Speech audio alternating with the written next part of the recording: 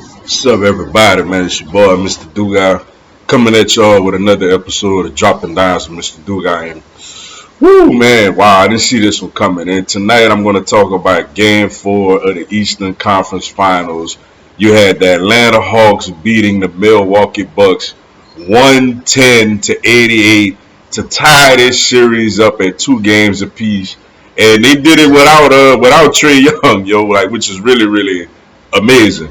By the way, before I get into this video, man, for everyone, if you want to give me a follow on my social media platforms, I'm gonna have and other platforms, I'm gonna have all that information down in the description box.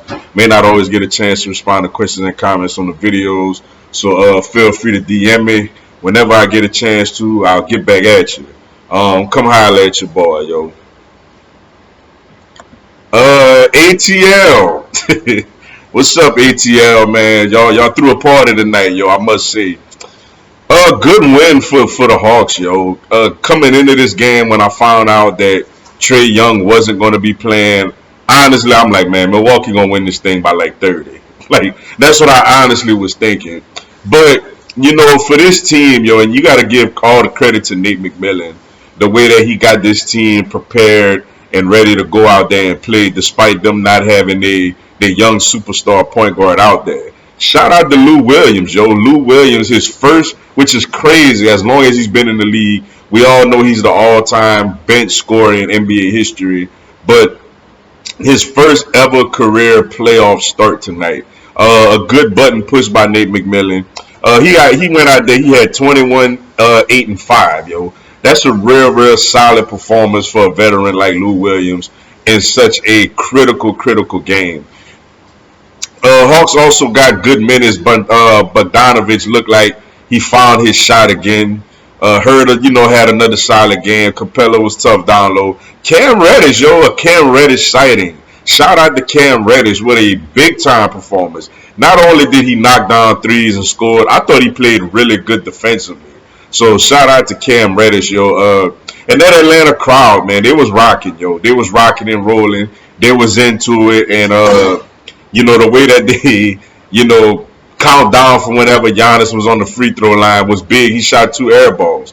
And speaking of Giannis, yo, man, I don't know what it is with these playoffs, man, but I have never remember seeing a playoffs like this where such key guys are going down, yo. When you think about or not being available, you think about the Miami Heat. My Heat, no Oladipo. Boston had no Jaylen Brown. With the Nets, Kyrie goes down, Harden goes down. With the Lakers, Anthony Davis goes down. Phoenix, Chris Paul was out for a little bit. Denver is out there without Jamal Murray. Giannis today injured his knee, and man, I don't know, yo. I'm not a doctor. I don't want to speculate on nothing, but it didn't look good. Positive is he walked on it a little bit. He came back to the bench, but the negative, he had a considerable limp, yo. So I don't know. And with these playoffs, these conference finals being, every other night, especially now with all the travel, because every game going forward is going to be in a different city. So people are going to have to travel, and when you got the travel and the short turnaround on a knee injury, that could be pretty significant, yo. So that's something for us to look forward to, for something for us to monitor. But that's a huge, situation for Milwaukee. That if not only if Giannis can't play, if he's not 100%, and you see a guy like Giannis, he need his knees because the majority of his game is based on straight athleticism. His ability to go through people in the paint and go off of these knees and dunk the basketball. He's not like he's a spot up shooter where he won't put as much stress on his knees. He's somebody that attacks the rim. So that's a big thing, that's a big thing for us to monitor, So we're gonna see what's gonna happen with that.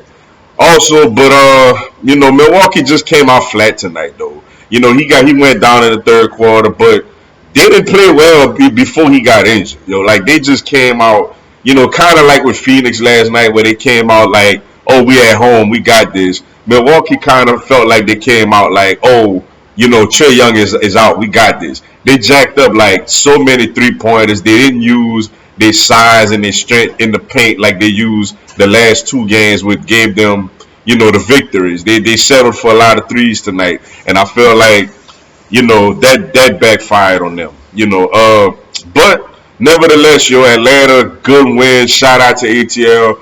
Trae Young, look, honestly, I'll be surprised he don't play Game 5. I mean, he out there dapping people up. He celebrating on the sideline. I'm saying to myself, man, you better sit down and rest this foot. Like, if you know what's good for you. But the fact that I think that he was out there celebrating, moving around, I will be surprised if Trae Young is not available in Game 5. But on the other hand, Giannis, I don't know if he will be. Which, man, it seems like these playoffs is all about who can remain healthy, who can avoid the catastrophic injury. I mean, look, also the Clippers, no Kawhi Leonard. Like this is crazy, yo. But shout out to the Atlanta Hawks, big win tonight, yo. To tie this thing up, they got all the momentum now. Like especially if Trae Young comes back, Nate McMillan, the team, the crowd was amazing, the players, the role players played good. A lot of talk was about, it's Trae Young and the Atlanta Hawks, but tonight they showed up as a team and played well together and got it done. And Lou Williams, stepping in for Trae Young, the veteran that he is, he had a magnificent performance, yo. I can't wait to see what happens Game 5. But with that being said, that's all I got for y'all today tonight. Appreciate y'all checking out the video. Hit the like button for your boy. Give me a subscribe. I have Miami Heat and NBA content throughout the year. And also, y'all check me out. Those who are not watching on YouTube, subscribe to my YouTube channel, Mr. Dugai. Come check me out, man. Good stuff. Also, Mondays and Thursdays, I'm going to have a live Q&A, 7 Eastern, 6 Central, 4 Pacific for an hour. Come on there, ask me anything, tell me anything. I'll answer your questions, respond to your comments, and give you a shout out on the live, yo. Y'all should join me. It'll be some good stuff. Until then, y'all have a blessed one. Let's go.